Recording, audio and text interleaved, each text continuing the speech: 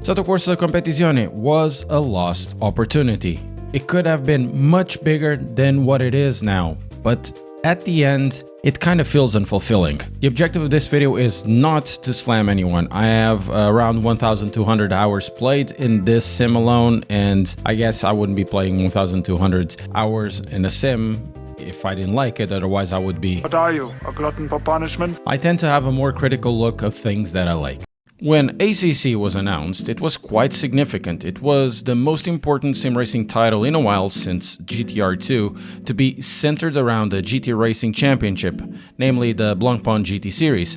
The Blancpain GT Series was back then popular and gaining every year even more popularity. Since GT3s are probably the most popular series between sim racers, having a title that is based out of a GT3 series that is actually really popular out there, having somebody like Kunos creating a title like this on the back of creating Assetto Corsa that has been until now extremely popular, it seems like it would be a match made in heaven.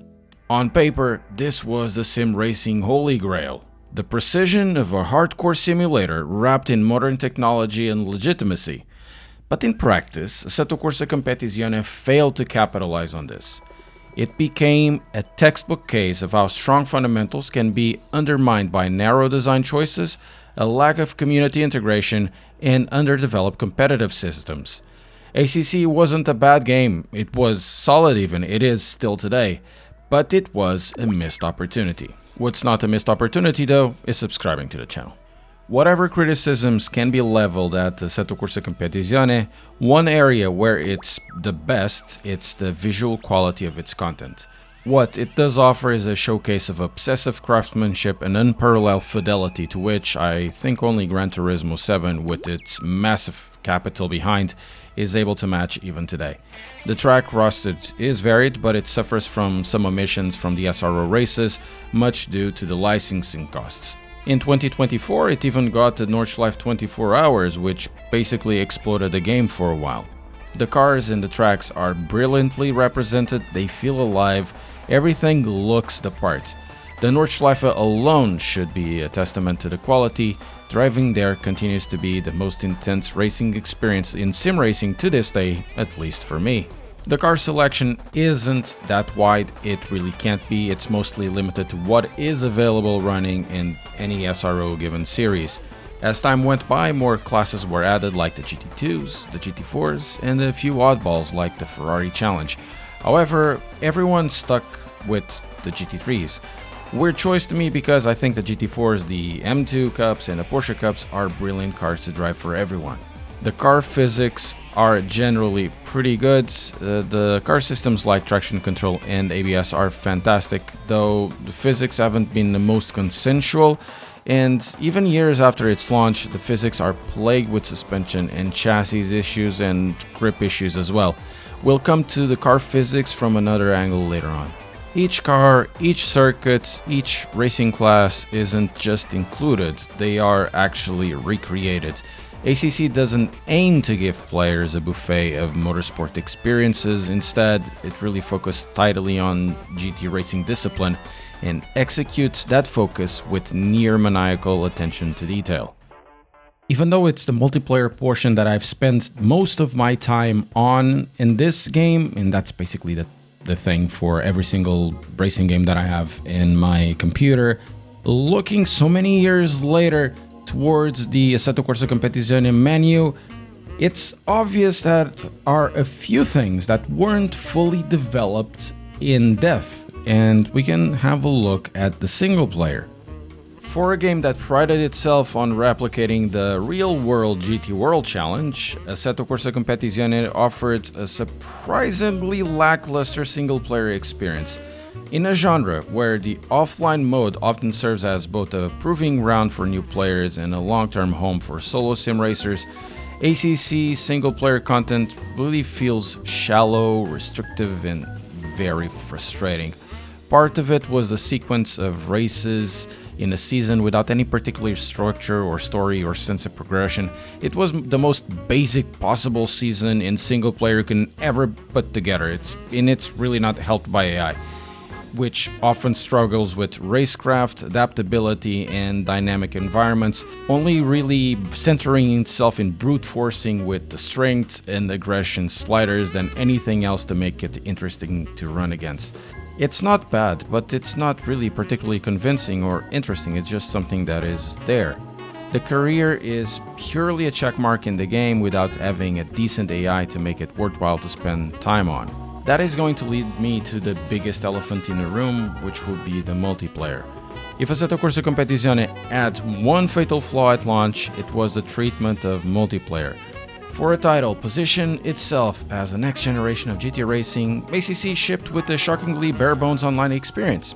No ranked matchmaking, no structured progression, and nothing to create splits barely close to what iRacing was offering still today. But for me, it was really confusing at the time. Mentioning this was met with vitriol from the community back then. Instead, what we had was something that was very, very similar to what I've been using since the 1990s when I used to play Quake, the original Counter-Strike, Unreal Tournament 99 and all of that. But even so, oftentimes it feels much worse than that. Competizione's offline-online experience has some drivers' ratings like safety, consistency, racecraft, and track competence.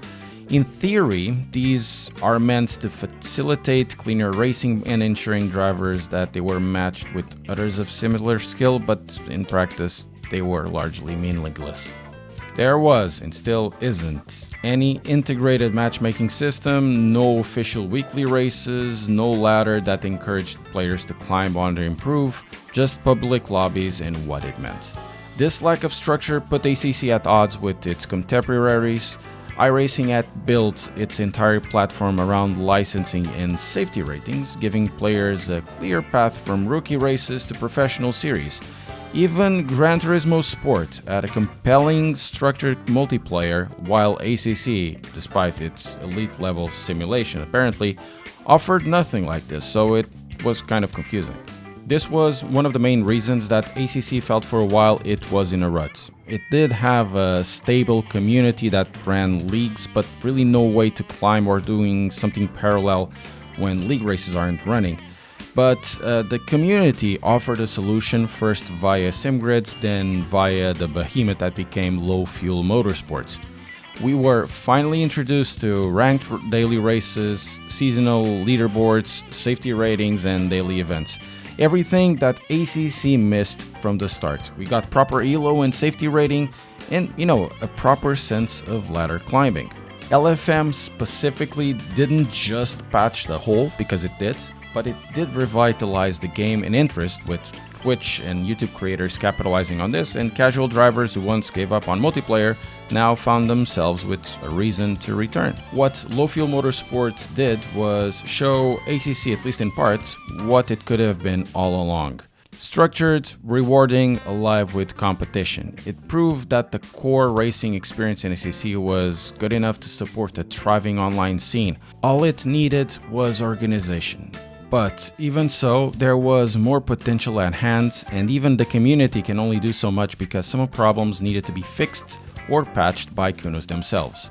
The potential lost by not having a structured competitive multiplayer should be obvious by now. It's obvious to me, it should be obvious to you. It's really low-hanging fruit. But something that never really sat well with me was the lack of integration with the series that they were covering. Even iRacing, when it doesn't have the license for certain series like Le Mans, they try to make some sort of analogous online race a couple of months removed from the real deal. When they do have the official licenses for the series, they run it close to the official thing. ACC, on the other hand, really never had that. They had a SRO esports series raced at the track during that weekend, but it was exclusive to certain esports teams. Not something that you could make players feel like they are part, like there's this big event running and they aren't really part of it. It's not just something they can enter by themselves, so it's kind of a fizzle. especially when the official esports race is watched by like, what, 500 people? Okay, let's say 1,000. But you compare it to iRacing with multiple streams running, official streams, Twitch streams, teams, drivers, and so on. It's so much more inclusive, and it feels like an event prior to an event.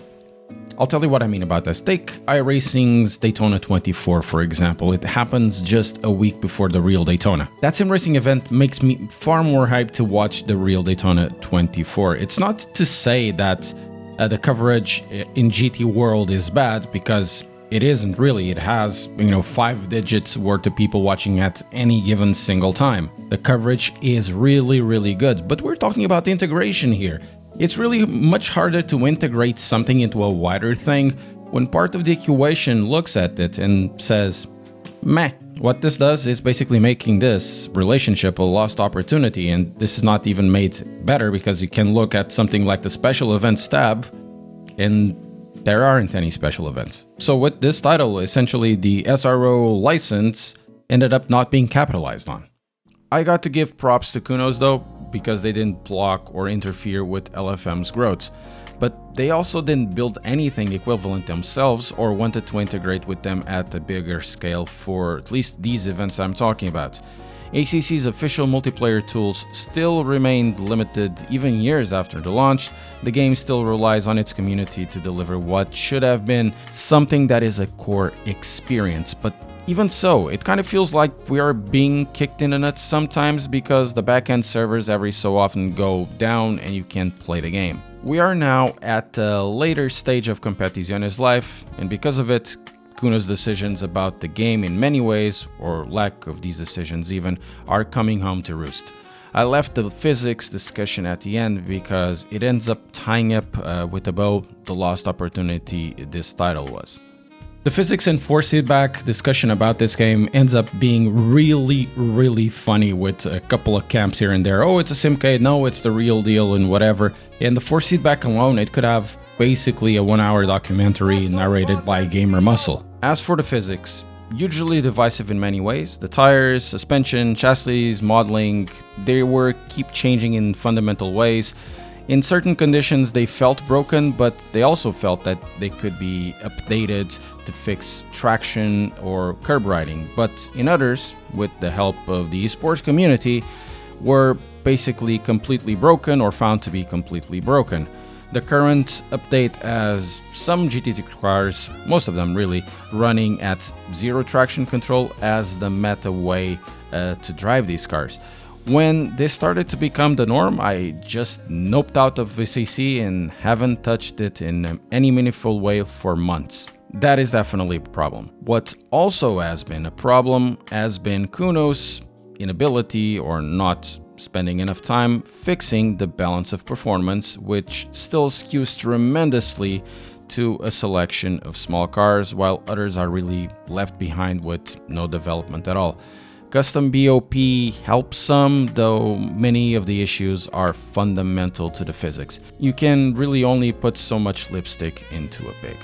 Even years into ACC's life, these core issues have persisted. The traction model remains controversial, especially under wet conditions or low-speed acceleration, where cars behave in ways that feel more scripted than simulated, even at traction control 0. Some cars exhibit understeer that defies setup correction, while others gain magical stability from geometry's changes, and rain physics in particular, while they look actually pretty good, often lead to bizarre grip anomalies that break immersion rather than enhance it, especially when you can run slicks for so long in wet races.